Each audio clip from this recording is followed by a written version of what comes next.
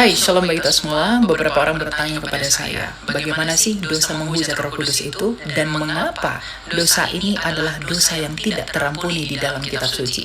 Nah, pada video ini kita akan membahas dosa menghujat Roh Kudus. Jikalau kita membaca perikop secara keseluruhan dalam Markus 3 ayat 22-29, Markus mencatat bahwa ahli-ahli Taurat yang dari Yerusalem datang ke Galilea untuk melihat pekerjaan yang dilakukan oleh Yesus Kristus.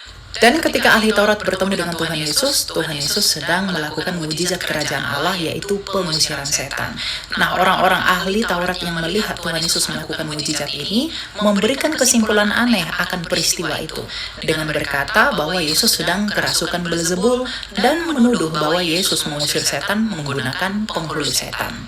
Dan hal itulah yang membuat Tuhan Yesus mengeluarkan pernyataan bahwa dosa hujat terhadap Roh Kudus tidak akan terampuni baik di dunia ini dan juga di dunia yang akan datang.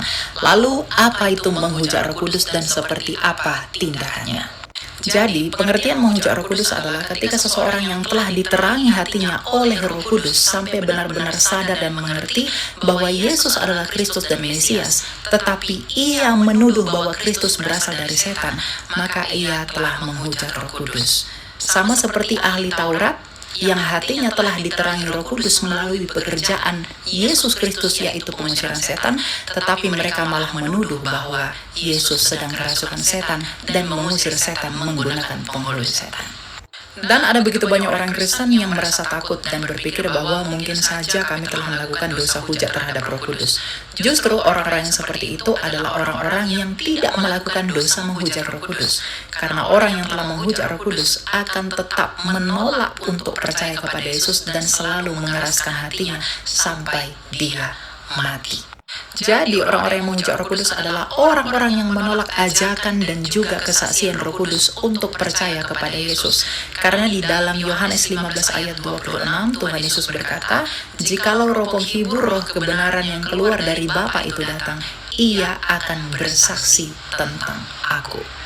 Jadi, jikalau kita masih mengaku secara tulus dan sadar bahwa Yesus Kristus adalah Tuhan dan Ia adalah firman Allah yang turun ke dunia ini, maka kita belum menghujat Roh Kudus. Karena dalam 1 Yohanes 4 ayat 2 dikatakan, siapa yang mengaku bahwa Yesus Kristus datang sebagai manusia, ia berasal dari Allah.